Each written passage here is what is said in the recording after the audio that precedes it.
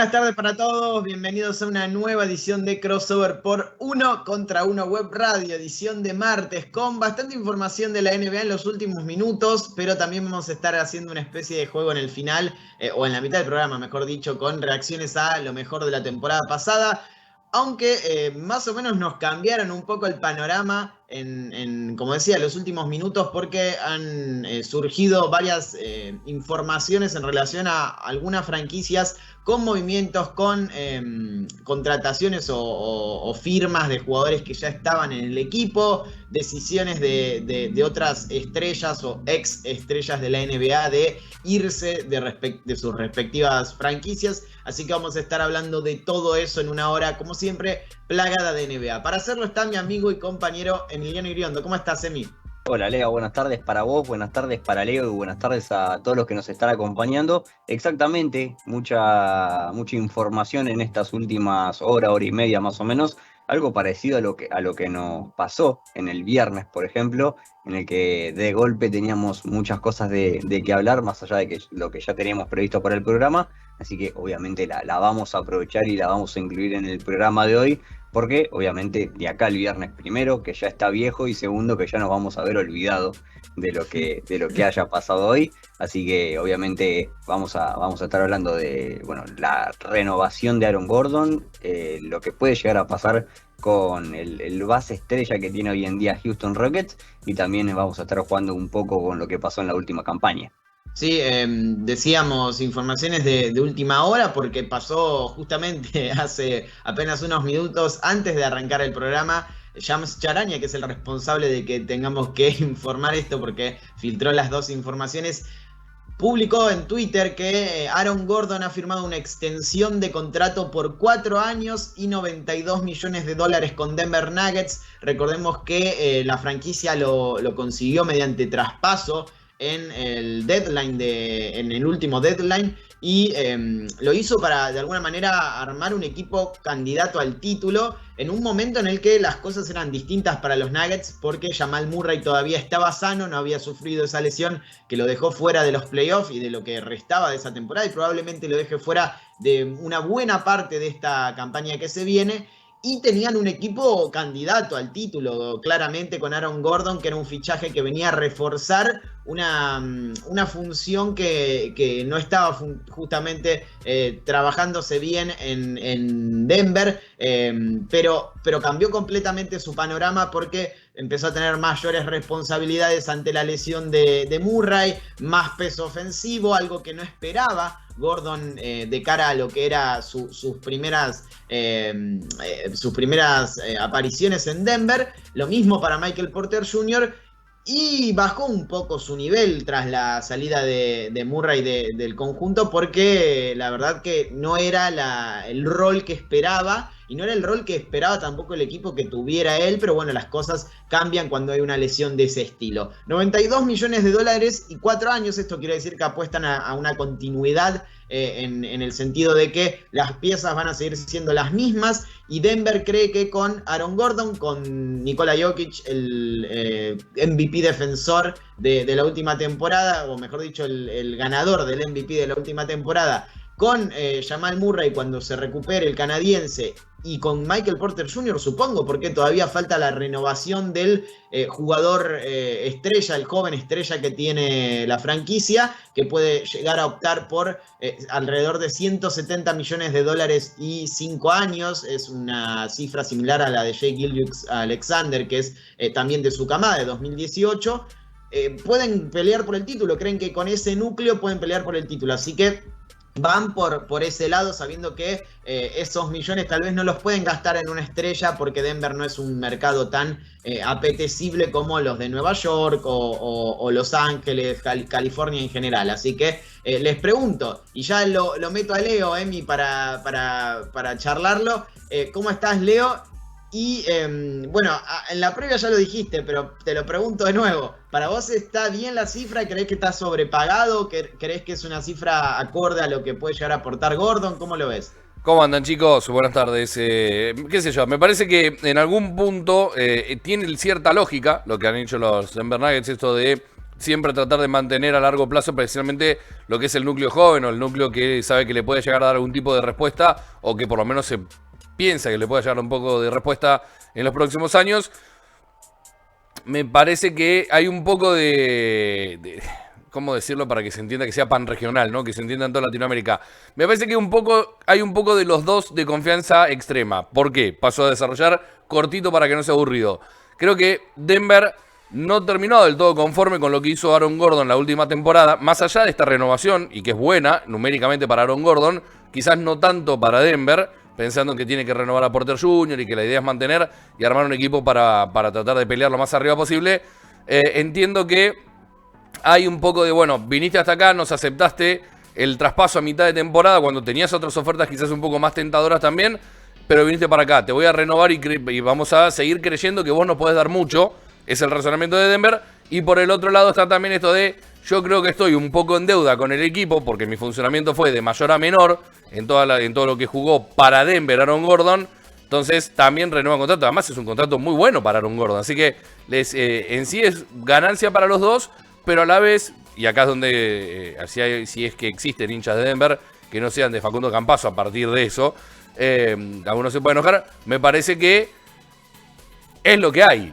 Y por eso terminan renovando también y tratando de abrazarse y fortalecerse a este núcleo. Pero creo que, y estoy convencido de esto, los dos están en deuda con respecto a lo que fue la última temporada. Es lo que hablamos siempre de los mercados pequeños, esto de conseguir lo que se puede conseguir y lo que se tiene a mano y no pensar en lo que podría llegar a venir en los próximos mercados, porque no tienen esa posibilidad simplemente y porque deben apostar a largo plazo o al menos a consolidar el proyecto que ya tienen armado. Pero Emi, decíamos, 25 años tiene solamente Aaron Gordon, va a cumplir 26 en 2 días, si mal no recuerdo, tenías el dato vos. Pero sí que es un núcleo muy joven, porque Jokic también tiene 26, porque Jamal Murray tiene 24, porque Michael Porter Jr. todavía es under 25, así que es un núcleo muy interesante el de los Nuggets, no solo en el futuro, sino también en el presente, porque claramente ya han mostrado sus armas. Sí, totalmente. Estamos hablando de un equipo que viene de ser finalista de conferencia en la burbuja, en la última campaña.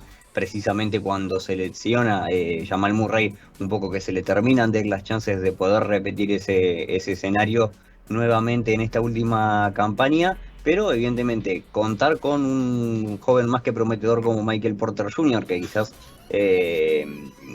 es la gran incógnita contractual que tiene el equipo, más allá que seguramente van a renovar, más el MVP, más esta posibilidad de asegurarse a Aaron Gordon, y también varios jugadores como Barton, como PJ Dozier, como Seke Naji, que es uno de los drafteados hace 2 años, que también ha mostrado buenas credenciales más allá de los pocos minutos que jugó, y demás. Por ejemplo, Jeff Green, que llegó al equipo, y bueno, Millsap obviamente se fue, Jamaica Green también se terminó yendo, pero también está Facu Campazzo en el equipo, aunque no sea tan joven como el resto de sus compañeros.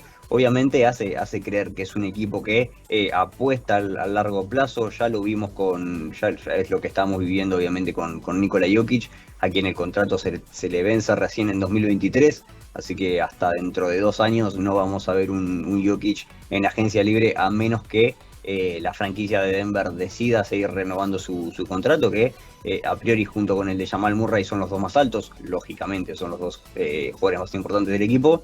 Pero quizás un poco volviendo a lo que es Porter Jr. y su renovación, creo que esto también es una especie de manera de marcar la cancha para el lado interno de la dirigencia, por una cuestión de que con la certeza de que pudieron renovar al cuarto o quinto mejor jugador que tiene esta franquicia, cuarto en realidad, también por la relevancia que tiene fuera de la cancha, ya también tienen un panorama de cara a lo que puede llegar a ser la renovación de Porter Jr., sabiendo que tienen ocupados 33 millones con Murray, 32 con Jokic y 23 con Gordon. Pueden también tener unas cifras un poco más aclaradas, obviamente, para lo que puede ser la renovación de Porter Jr.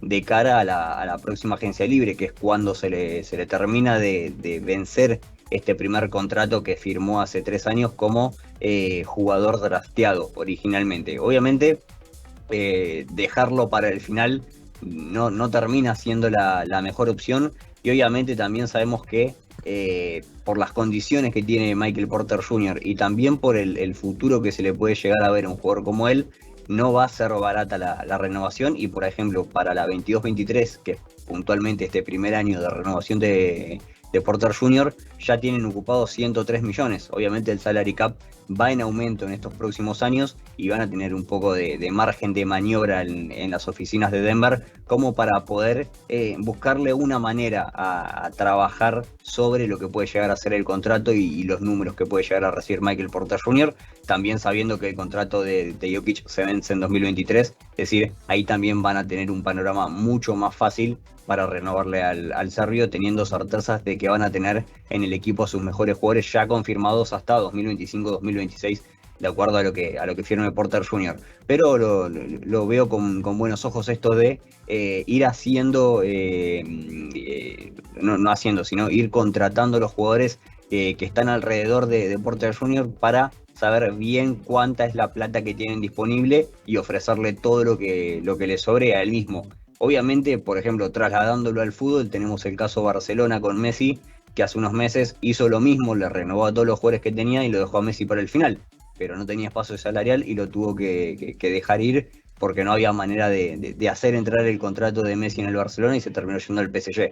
Obviamente no creo que esto le pase a los Denver Nuggets con Michael Porter Jr., primero porque Porter Jr. no va a pedir un contrato de 100 millones y obviamente segundo porque la NBA en estas cuestiones, obviamente más allá de que son un poco más flexibles con este tema de si te pasás del salary cap tenés que pagar impuesto de lujo, también te lo van a hacer notar obviamente, pero me parece que a futuro esto le puede convenir al equipo de los Nuggets por esta cuestión de que de esta manera se estarían asegurando a la gran mayoría de sus figuras de cara a los próximos años. Sí, eso es lo más importante que tenés ya, si Michael Porter Jr. renueva, que sería lo lógico y que lo haga por un salario alrededor de los 30 millones de dólares de promedio, obviamente, porque va a ser una cifra cercana a 160, 165, 150 y algo por 5 años.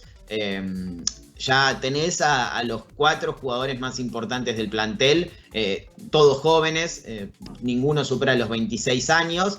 Y ya han demostrado que son un núcleo muy competitivo. Y me quiero quedar con eso. A mí me gustó mucho lo que vi de Denver pre-lesión de Jamal Murray, pre-lesión del canadiense, con Gordon en el equipo. Habían jugado muy bien. Eran un equipo que, no recuerdo la cifra exacta, pero tenían un récord muy positivo en victorias. Eran la segunda mejor ofensiva de la liga, solo por detrás de Brooklyn Nets.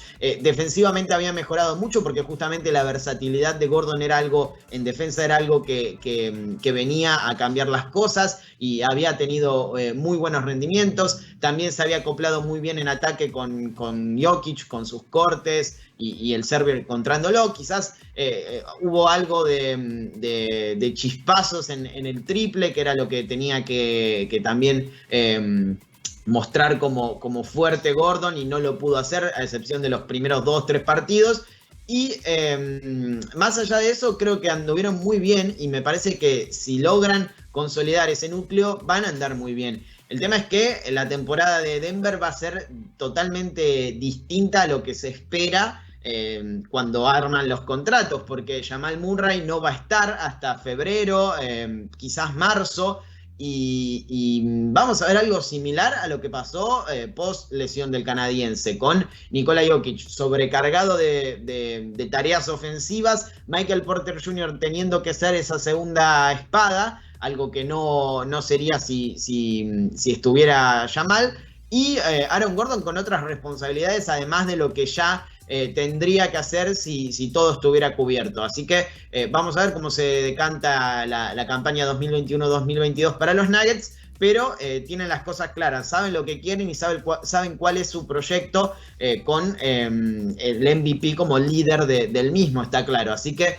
esa es la información de Denver Nuggets. La otra es pertinente a Houston Rockets, a un equipo que, a diferencia de la franquicia de Colorado, no tiene una sed de competitividad en los próximos años que tenga que saciar con jugadores importantes, con renovaciones y con la consolidación de un proyecto. Todo lo contrario, están haciendo el proyecto de Houston Rockets post James Harden, post traspaso de su principal figura en los últimos años, y a todo lo que haga va a apuntar hacia ese desarrollo del proyecto, y está claro que si hablamos de esta nueva etapa de los Rockets, hay que hablar del perímetro, hay que hablar de Jalen Green y de Kevin Porter Jr., dos de los jugadores más interesantes y más jóvenes que tiene la franquicia, y que van a pedir minutos, van a pedir pista, sobre todo sobre todo Green, que acaba de ser drafteado en la ceremonia de 2021 con el pick número 2, y eso ha decantado en que John Wall ya no sea de la partida, ya no forme parte de esta ecuación. Y es algo de común acuerdo, porque está claro que Wall tal vez no quiere formar parte de un equipo en reconstrucción, no quiere entrar en una dinámica de no competir, y vería con buenos ojos sumarse a un equipo en el que sí pudiera pelear no digo por el título, sino por puestos importantes de playoff, o siquiera por clasificar. Eso es lo que informaba Shams Charania, que ambas partes han decidido no continuar juntas, pero hay un gran problema, y está claro que es muy importante en este caso, porque el salario de John Wall no es para nada apetecible para ninguna de las 29 otras franquicias que van a intentar, o a las que van, mejor dicho, intentar meterle el contrato de John Wall los Rockets, porque la idea no es hacer un buyout, cortarlo y que esa cifra desaparezca por el lado del jugador. La idea es traspasarlo, moverlo de una franquicia a la otra, conseguir algo a cambio, seguramente sacarse ese contrato, pero adquirir otros tóxicos que de alguna manera te permitan hacer esa transacción. Pero el salario de John Wall es de los más altos que tiene la NBA. 91,7 millones de dólares va a ganar en las próximas 2 temporadas de sueldo garantizado. Es la segunda cifra más alta de la liga, solo por detrás de los 93,9 de Stephen Curry. Estamos hablando del número 3 en la votación por el MVP, uno de los jugadores más determinantes de la liga en la actualidad, más allá de la edad que tenga, tiene 33 años, contra un jugador que ha sufrido lesión tras lesión, que ha sido traspasado de Washington prácticamente por eso, y que tiene un contrato de 40 y tantos millones de dólares en cada uno de los próximos años, sin respaldarlo con su rendimiento, porque sí, John Wall fue un All-Star y fue uno de los mejores bases de la liga, sin lugar a dudas, en su momento, alrededor de 2015 y el lapso entre ese año y 2017, 2018, pero las lesiones lo quitaron del camino, y está claro que no es alguien que valga 40 y tantos millones de dólares en la actualidad. Por eso es muy difícil pensar en un equipo que quiera tomar a John Wall, con todo lo que implica confiar en un jugador que ha sido carne de lesiones constantemente, por tantos millones de dólares y dando algo a cambio. Es raro. Sí, además también tener en cuenta qué equipo puede llegar a querer a un jugador como John Wall, teniendo en cuenta que la gran mayoría, desde el perímetro, o por lo menos desde la posición de creador, están bastante bien cubiertos en su mayoría, por lo menos los aspirantes, que es lo que uno puede llegar a suponer a lo que al equipo al que puede llegar a querer ir un jugador de la talla de John Wall, sin desmerecer obviamente a los equipos que corren un poco de atrás o bien desde el fondo de la tabla. Pero de todas maneras, también entender que John Wall, como bien decías vos, es un jugador que no viene no viene de buena manera física en los últimos años, que fue utilizado por Washington para conseguir a Russell Westbrook en esta misión de un nuevo compañero para Bradley Beal, porque no terminaban de conseguir los resultados que obviamente que ellos esperaban. Si bien Westbrook se termina yendo a los Lakers, por el lado de Bradley Beal termina siendo uno de los mejores anotadores que tuvo la última campaña, con muchos partidos por encima de los 30, 35, 40 puntos. Obviamente le terminó sacando casi la mejor versión de su carrera a Beal. Y por el lado de John Wall termina cayendo en unos Houston Rockets que terminaron siendo aspirantes a nada, porque terminaron últimos de la conferencia, dejando ir a uno de los mejores jugadores de su historia, como lo fue James Harden, a Brooklyn Nets, en un mal momento de relación en lo que era, bueno, precisamente la relación entre la franquicia y el jugador, y prácticamente quedó John Wall como el jugador más experimentado de ese equipo, en el que prácticamente él solo tenía que rescatar un equipo en el que también Christian Wood había demostrado un gran nivel hasta el momento de su lesión, y a partir de ahí fue todo lo que pudieran hacer los jóvenes del equipo para intentar algo por Houston Rockets. Y tampoco es que John Wall terminó de salir a dar la cara por el equipo como para ser el referente del plantel que podía llegar a ser. Entonces, por el lado de John Wall tampoco hubo una muestra de interés por su parte de rescatar a esta franquicia del fondo de la tabla, que en los últimos años venía siendo una de las protagonistas en la conferencia del oeste. Obviamente tampoco le podemos caer en la culpa a él de que salgan últimos, porque un jugador solo no puede rescatar una franquicia del fondo de la tabla, pero sí que no terminó de reflejar su mejor nivel, y obviamente al no estar del todo bien acompañado tampoco iba a ser sencillo eso, pero de todas maneras, como decía antes, es complicado encontrar un equipo que pueda crear un perimetral, un creador de juego por un salario tan alto, o bien que alguien lo quiera, ver qué puede llegar a dar a cambio, porque no es fácil equiparar 44 millones de dólares en contratos. Esos obviamente son 3 o 4 por encima de los 10 millones, o bien hacer un pack de muchos jugadores que rocen los 10 millones y también meter en el traspaso varios picks de draft, unos cuantos picks de draft, como para intentar compensar también un poco la falta de números en esos contratos, porque no es sencillo llegar a esa cifra. Y hoy en día, con los equipos armándose, tratando de firmar agentes libres o firmando contratos de 2 vías con sus respectivos equipos de G-League, en los que algunos están apenas llegando a los 15 nombres, no hay muchos candidatos que le sobren jugadores y que puedan incluir piezas en un paquete por John Wall.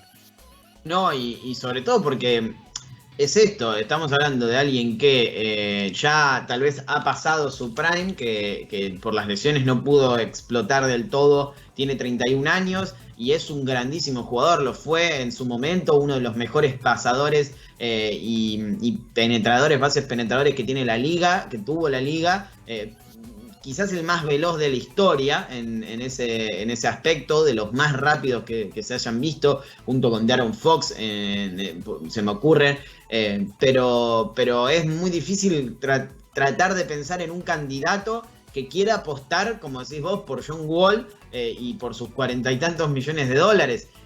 Al mismo tiempo, lo que vos mencionabas es verdad, él no pudo encauzar a la franquicia, pero entró en un contexto muy complicado. Llegó a los Rockets con Harden como compañero. Y hablando de que la dupla podía llegar a funcionar, de todo lo bien que lo podían hacer, qué sé yo, a las 2 semanas Harden pide el traspaso.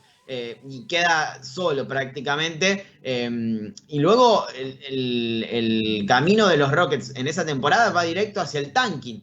Entonces es difícil para un jugador de sus características entrar en ese proceso. Al mismo tiempo dicen desde la franquicia que se portó muy bien en este último tiempo, que ha trabajado en conjunto con ellos, que nunca ha hecho cosas unilaterales, que no ha tomado decisiones por su cuenta y que de hecho va a ir al training camp y que va a estar con el plantel, junto al plantel hasta que decidan traspasarlo o hasta que decidan moverlo a un sitio de interés para él, obviamente, o que pueda ser óptimo para ambas partes. Así que es buena la relación entre Wall y los Rockets, pero se me ocurren, repito, pocos equipos que sean candidatos o que tengan la chance de contar con John Wall, que les sirva a John Wall y que puedan apostar por ese contratazo.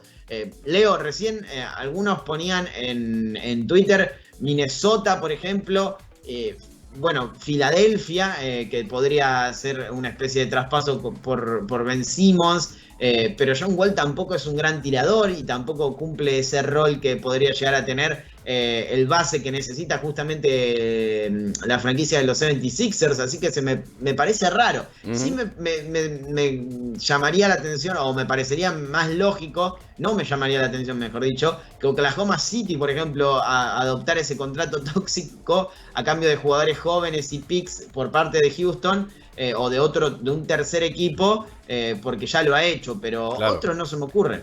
Sí, hay que ver. Encima todo esto, lo peor de todo y lo que más se ha informado es que no habría un buyout de salida para John Wall, claro, que esa es la peor parte de toda esta historia. La peor parte para los equipos, digo, en este caso. Para John Wall es exactamente lo mismo, porque podría llegar a cobrar, aunque sea un poquito, algo de ese contrato gigante que tiene, para buscar un nuevo horizonte y tener posibilidades de estar en un equipo con un poquito más de pretensiones. En el caso de Oklahoma City Thunder, ¿vos decís que también podría llegar a hacer lo mismo que hizo con Kemba Walker? No lo veo, no lo veo, la verdad es que no lo veo. No, claro, porque viene Horford, Kemba, y ya van varios. ¿Cuántos picks vas a juntar? ¿Cuántos jugadores jóvenes vas a juntar? Ya no tiene mucho sentido. Pero es que a la vez también no tiene tanto sentido esto de seguir acumulando picks para después meterlos en un paquete para tratar de conseguir otro tipo de jugadores, que en realidad es el funcionamiento, la lógica principal para el tema de tener tantos picks, pero ya vimos las primeras negociaciones del Thunder no fueron las mejores tampoco para aprovechar esa cantidad de picks y demás. Es muy extraña la cabeza. Tiene que haber un plan maquiavélico de fondo que a Oklahoma City lo saque campeón en 3-4 años, porque si no se entiende realmente todo esto que está pasando. Pero con respecto a lo de John Wall, estamos buscando, si fuera un par de años atrás, y que se entienda, porque si no después salen todos los aficionados de los Knicks a pegarme por todos lados, y no es la idea. Estamos buscando un equipo a los New York Knicks de hace 4 o 5 años atrás que termine capturando ese contrato de John Wall. Siempre hay algún equipo, que generalmente eran los Knicks, por eso es el chiste de los Knicks, pero que ya han demostrado en este último tiempo que no lo son. La realidad es, ¿cuál será esos Knicks de esta 21-22 que se hagan cargo de John Wall? O veremos un John Wall otra vez fuera de las canchas por un par de meses, pero esta vez no por lesión, sino por no estar dentro de las intenciones del equipo tampoco. Sí, o un equipo como Washington que también tenga un contrato como el que tuvo él en su momento, o Houston, mejor dicho, un equipo como Houston en la 2020. Porque Washington, si no, sería traerlo de nuevo. No, claro, digo, un equipo de ese estilo que tenga una estrella como Westbrook en ese tiempo, que cobre lo mismo prácticamente que John Wall, pero que quiera irse, y que puedan traspasarlo por él, porque de otra forma no hay muchas posibilidades. No te van a dar un paquete tan importante por John Wall. No es Harden, no es Bradley Beal, no es Damian Lillard. Entonces, lo único que se me ocurre es una estrella que esté con problemas en esa franquicia, que no quiera quedarse y que justamente cobre algo parecido a John Wall, para traspasarlo. Y el único que se me ocurre es Ben Simmons en este momento, que cobra $33 millones.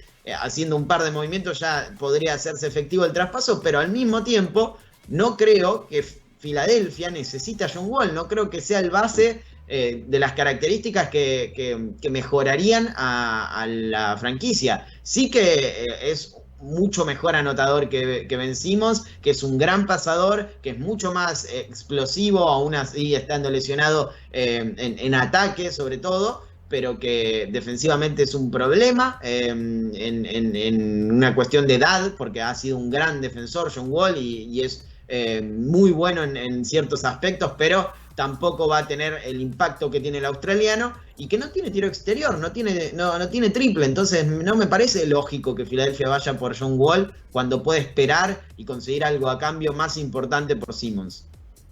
Sí, quizás, bueno, revisando un poco los grandes jugadores que tienen sus respectivos contratos para las próximas temporadas.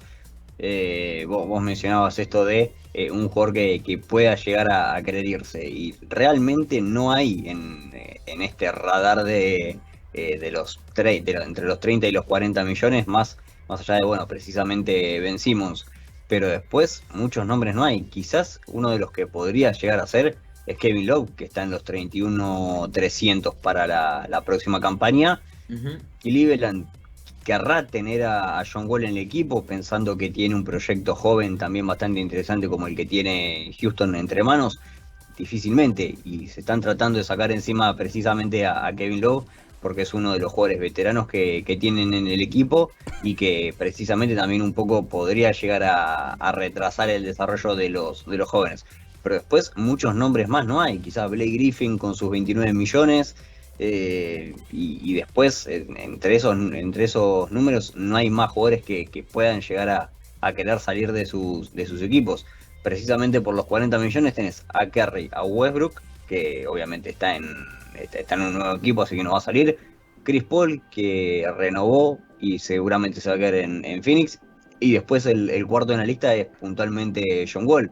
Y atrás vienen Harden, LeBron y Durant y Paul George también. Entonces, es decir, son muchísimos jugadores que están, obviamente, por lo que cobran, están bien en sus respectivos equipos. Y el caso de John Wall en este momento está en el medio de la nada, está recontra solo, pobre, porque en estos momentos no hay otro jugador como él, con un salario tan alto como el que tiene él en estos momentos, que quiera salir de su equipo.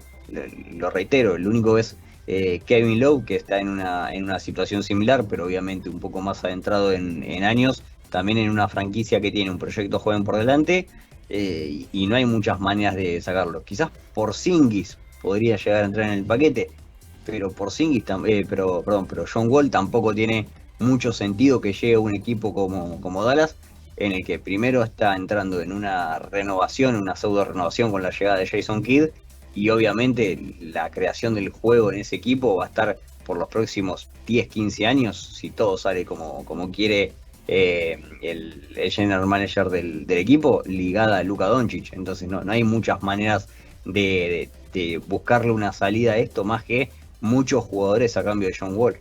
Sí, y no se me ocurre otra cosa más lógica que un buyout, pero si dicen que no va a pasar, no va a pasar, aunque salvo que esto no fluya y no encuentren ningún traspaso que les convenga. Pero recién mencionabas todos los jugadores que están por encima de los 40 millones de dólares. Curry, estaban y alrededor de los 30 y tanto LeBron, Chris Paul, Durant, Harden, todos esos jugadores fueron All-Stars. O Westbrook, por ejemplo, que promedió un triple-doble. Por eso, si hay que hablar de contrato tóxico, es el número 1 de los contratos tóxicos. No porque John Wall no sea un gran jugador, que lo es, sino porque en este momento 40 millones no condice con lo que hace dentro de la cancha y con lo que te puede ofrecer en esta actualidad. Quizás vuelve a ser el jugador que fue antes, pero lo dudo mucho. Chris Paul sí, siempre ha sido determinante. No es que bajó muchísimo su rendimiento, tuvo lesiones muy fuertes y por eso se lo criticaba a su contrato. No, siempre fue igual de bueno y siempre mejoró las franquicias en las que estuvo. Se decía que era un contrato tóxico porque era muy alto para un jugador de su edad, pero aún así con 36 años produce más que John Wall. Entonces, esto es un contrato tóxico, incluso más que el de Westbrook, me parece. Pero bueno, no creo que Houston pueda sacar provecho de un traspaso y lo más probable es que o se quede en la franquicia mucho tiempo o hagan un buyout. Pero siempre hay alguna posibilidad y la NBA nos ha demostrado que todo es posible. Así que veremos qué pasa en las próximas semanas, en los próximos meses con el bueno de John Wall. Vamos a la parte divertida, creativa del programa, en la que vamos a reaccionar. Esto no lo hacemos casi nunca, pero en este caso, como la temporada todavía no ha arrancado y la otra ya ha terminado y tenemos el compacto de contenidos que la NBA produce constantemente, vamos a hablar de esas jugadas, esos momentos, esos top 10 que tanto nos gustan y que a veces involucran a personajes muy conocidos como los argentinos. Empezamos, Emi, si te parece, con el top 10 de asistencias, que es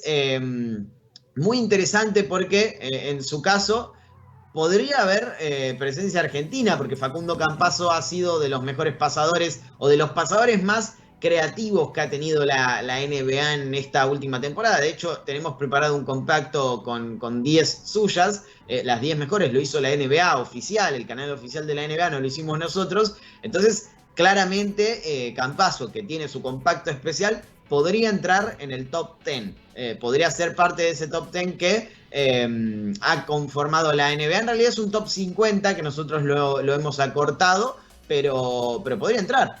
Sí, totalmente. Además, sin ir más lejos, toda la temporada, no tanto desde los primeros partidos, pero sí una vez que empezaron a ver que lo de Facu Campazzo era cosa seria y también un poco más regular que lo que podían hacer el resto de los jugadores que inventaban alguna jugada espectacular en alguna noche aislada en sus carreras. Lo de Campazzo era un poco más en serio y era también un poco más recurrente, y también animándose contra jugadores que quizás otros jugadores no se animarían, por ejemplo, como lo que pasó contra los Lakers, que hace un no-look pass, o los pases entre las piernas de él y entre las piernas de los rivales también. Es decir, un gran repertorio de pases fantásticos que dio a lo largo de toda la temporada, y bueno, evidentemente eso los llevó también a tener que juntar las jugadas especiales de Facu Campazzo, porque claramente estaban en presencia de un jugador que le gusta hacer ese tipo de lujos, y más allá de que queda bien para la cámara, él también lo toma como un recurso, porque no es para sobrar ni mucho menos, sino que está en su naturaleza también buscar un poco la viveza esa de intentar distraer al rival y salir con un pase, bueno, precisamente un pase sin mirar, o un pase que intente eludir de alguna manera creativa a sus rivales. Sí, sin dudas, y lo ha hecho ya desde hace mucho tiempo. Así que vamos a arrancar con ese top 10 que cuando lo podamos ver vamos a darnos cuenta que tiene, acá está, gracias Leo, tiene como parte del top 10, o abriendo el top 10 mejor dicho, a un compañero de Facundo Campazzo, a Nikola Jokic, en un pase también sin mirar, desde arriba de la cabeza, ante Houston Rockets, en esa etapa en la que ya los Rockets no eran el equipo que podrían haber sido con Harden. Se lleva el top 10. El número 9 es de LeBron James. LeBron James, que ha tenido poco tiempo en esta temporada, pero cada vez es mejor pasador, y con este pase a Talen Horton-Tucker se queda con el puesto número 9. Un pase espectacular de esos de LeBron que son puro talento, pero también mucha fuerza a la hora de ejecutar. Sí, exactamente. Un pase que, bueno, más allá de que no siempre da esa especie de pases, también ha hecho ese tipo de jugadas. Así es. En este caso, Darius Garland se queda con el 8.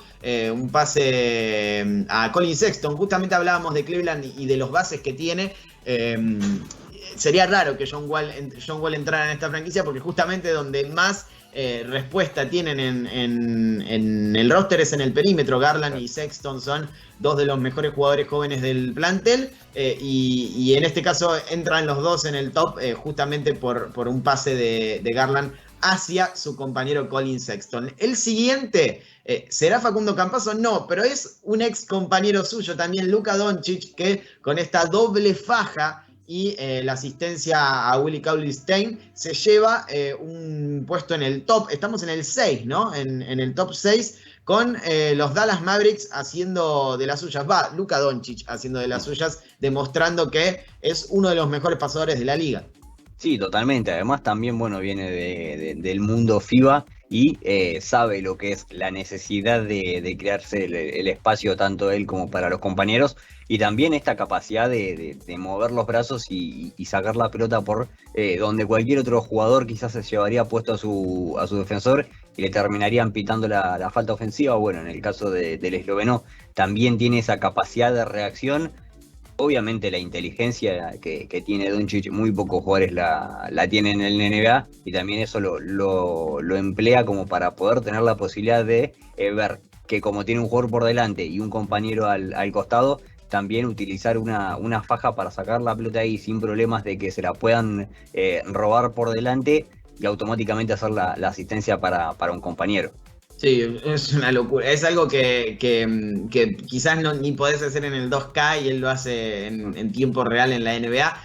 Por algo es uno de los mejores jugadores de la liga. En el puesto 5, si no me equivoco, 6 en este caso, entra, si no estoy viendo mal, el señor LaMelo Ball, que también ha dejado alguna de esas asistencias espectaculares, en este caso con una de bowling, de aro a aro prácticamente, para que Charlotte Hornets anotara. y sumara 2 puntos. La Melo Ball es de estos jugadores que ya sabes que en su primer año lo ha demostrado, pero tenés la seguridad de que en los próximos va a estar siempre en los top 10 de asistencias, porque son espectaculares y en el buen sentido, porque hay muchas asistencias o jugadas que pueden ser lujosas, pero que no tienen ningún fin o que prácticamente fuerzan el lujo. No, la Melo Ball lo hace con un sentido y siempre termina siendo beneficioso para su equipo. Sí, además, por la manera de ser de la Melo Ball, su forma de jugar, obviamente no es que fue rookie por este tipo de cosas, sino que fue rookie por un montón de otros aspectos de su juego, pero sí que hemos visto muchos top 10 diarios o top 5 diarios de la NBA en los que la Melo se anotaba, no en los primeros puestos, pero sí que entraba en los compilados de la NBA, y muchas veces también por esto de pases espectaculares de cancha a cancha, al estilo como Jokic de lanzamiento de touchdown de la NFL, obviamente con estilos diferentes entre ambos, pero sí que la Melo también tiene una manera bastante peculiar de jugar al básquet, muy vistosa, muy interesante, muy atractiva, y también es obviamente parte de lo que se preveía de él una vez que llegara a la liga. No solo esto de el histrionismo familiar de los Ball, obviamente Alonso un poco más calmado, siendo un poco el más tranquilo de la familia y no tanto como su padre, pero sí que la Melo dentro de la cancha, si se puede ver la comparación, es un poco el intermedio entre los dos, también buscando un poco el espectáculo para no ser tan lineales.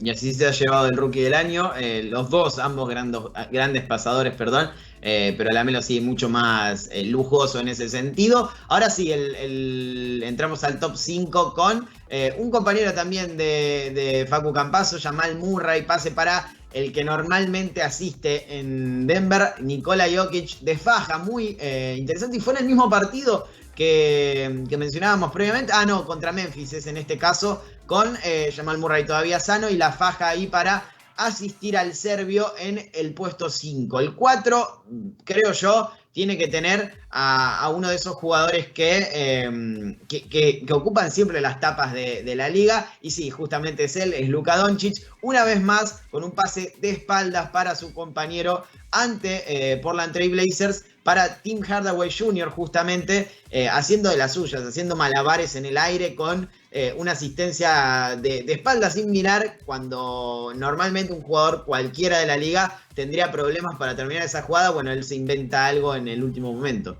Sí, también teniendo en cuenta que la manera de hacer de Luka de tirarlas todas o tirar la mayoría de las que puede, sobre todo en una situación en la que se deshizo bastante bien de su marcador en esa jugada con un step back, y tenía todas las chances de tirar el doble largo, pero sin embargo prefirió cedérsela a Tim Hardaway Jr., que estaba a sus espaldas, obviamente sin marca, un tirador confiable. La analizó bastante bien y rápido Luka esa jugada, y realmente le salió bien la apuesta. Top 3, las tres mejores, mejor dicho, asistencias de la temporada 2020-2021, y esta es una muy recordada de Jay Crowder, desde una salida en las finales de Conferencia Oeste para un Game Winner, para el Game Winner de DeAndre Ayton, que con esta volcada, con este alley-oop, le dio el triunfo a Phoenix Suns ante Los Ángeles Clippers. Una jugada que quizás es espectacular, obviamente, y tiene un nivel de complejidad muy grande porque pasa prácticamente al lado del tablero, pero gana mucha más importancia por el hecho de que es en unas finales de conferencia y para ganar un partido.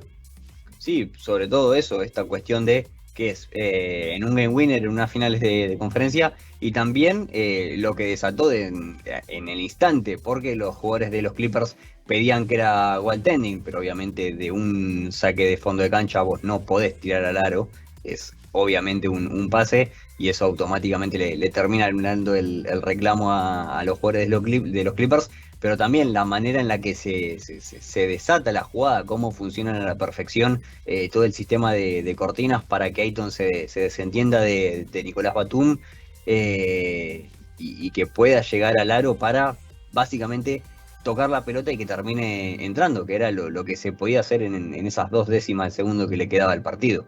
Sí, de esas que vamos a recordar por mucho tiempo, que son espectaculares, seguramente hubiese sido mucho más recordada si Phoenix ganaba el título, pero al fin y al cabo es una gran jugada que le ha dado un triunfo y que en ese caso sirvió para la clasificación, porque fue una victoria que sumó en esas finales de conferencia. A ver cuáles son las 2 mejores asistencias de la temporada. Esta es de Donovan Mitchell ante New Orleans Pelicans, haciendo de las suyas, pura capacidad atlética, lanzando un pase que prácticamente nadie veía porque estaba acorralado ya contra la banda, encontrando a Bogdanovic en el perímetro con un pase prácticamente un bandejazo, una volea terrible.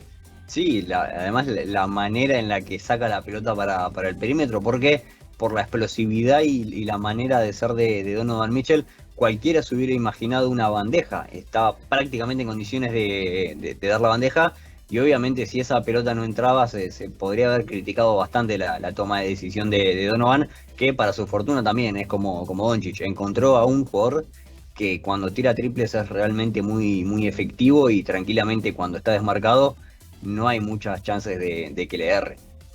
El número 1, a ver si es Facundo Campazzo, a ver si es otro. Se me ocurre cuál puede llegar a ser. No es la que yo pensaba. En este caso es Jason Tatum, el jugador de Boston Celtics, así que supongo que festeja Leo en un clásico ante Los Ángeles Lakers, yéndose, ahí está festejando, yéndose casi a la banda, cayéndose, logra salvar la pelota y asiste a Robert Williams con un pase también de espaldas, de faja, una especie de faja media rara, para anotar y sumar puntos para su equipo. Muy buena asistencia, espectacular. Yo me imaginaba que era el alley-oop de Jrue Holiday a Giannis Antetokounmpo en las finales de la NBA.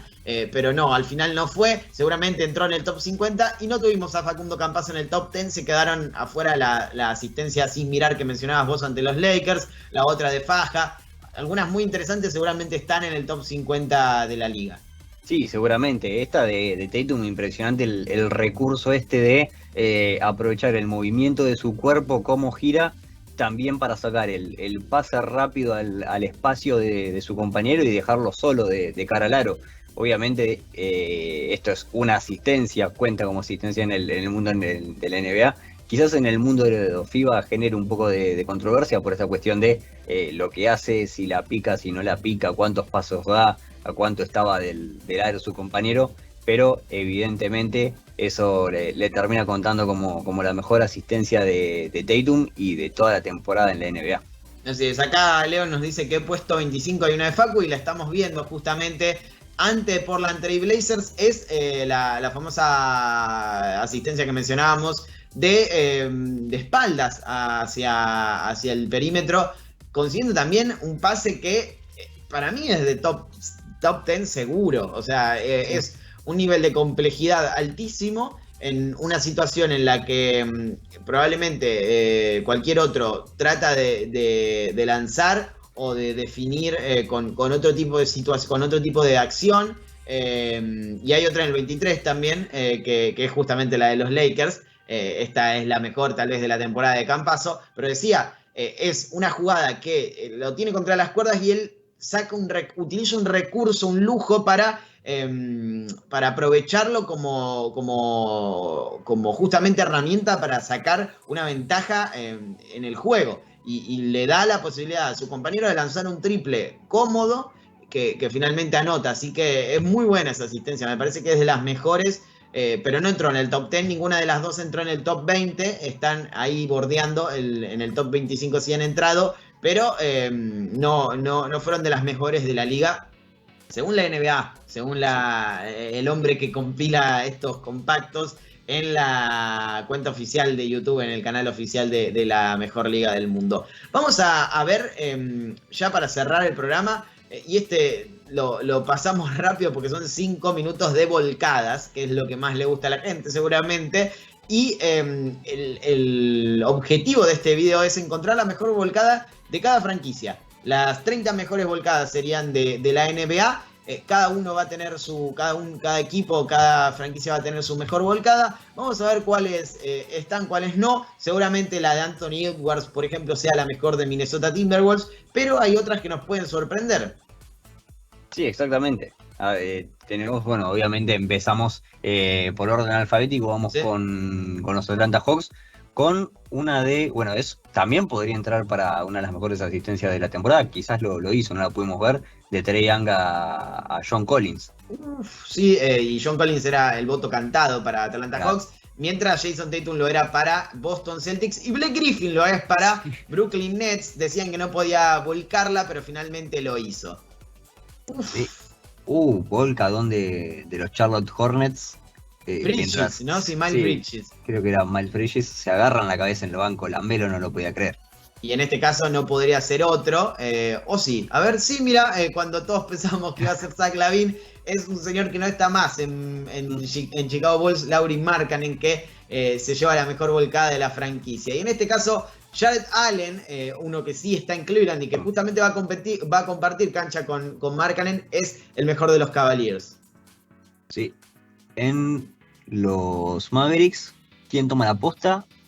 ¿Dorian Finney-Smith es? Sí. Puede ser, Sí, no. sí, no era toma. Dorian Finney-Smith. Me parece, a ver si es Campazo o no creo que sea Facu Campazo. Así es la lógica en Denver. Ahí lo estamos viendo, sí, es Dorian Finney-Smith, con un volcadón terrible sobre Poeltl. Exactamente. Y en este caso sí, es la lógica, no es Campazo. El que tendría que tener al menos 2 torneos de volcadas. Sí, exactamente. No. Era Marcus Howard, no llegué a ver bien. Marcus Howard es más morocho, si me permiten. Sí, es verdad. No, sí, era Harrison, sí, me parece que era Shaquille Harrison. R.J. Hampton. R.J. Hampton, exactamente, que ya no está más en el equipo. Claro. Rookie en ese caso, en esa temporada, venía de la Liga de Australia y se lleva el premio, exactamente. Bueno, Jeremy Grant obviamente iba a ser el de Detroit Pistons sin Blake Griffin con ese volcadón. A ver quién es en los Warriors. Bueno, Kelly Oubre Jr. con un volcadón sobre Kevin Durant. Hay otra volcada sobre Kevin Durant, estoy seguro. No, ya pasó Charlotte Hornets, así que no va a ser posible. Pero la volcada de Terry Rozier sobre Kevin Durant tendría que haber sido la mejor de los Hornets. Sí, probablemente. Bueno, también está la espectacularidad de esta última, que también, bueno, se merecía su lugar. Quizás no la hayan puesto por esta cuestión de que también había otra volcada sobre Kevin Durant y se iba a tornar un poco repetitivo, sobre todo por lo juntas que están estas dos franquicias en el alfabeto. Si no, quizás, si se hubiera tratado de quizás Washington Wizards, capaz que entraba. Y Durant iba a meter una carta documento para quien hiciera el video sin lugar a dudas. Pasaba la de Houston Rockets y ahora vamos a tener la volcada de Indiana Pacers, obviamente por orden alfabético, y es Miles Turner quien se lleva el premio con este volcadón tras crossover. Así que muy interesante la jugada del interno de los Pacers, que podría llegar a ser carne de traspaso si Indiana lo requiere, pero que tiene un poderío atlético muy importante, así como también una gran defensa. Sí, en un Indiana Pacers en el que también podría haber estado Domantas Sabonis.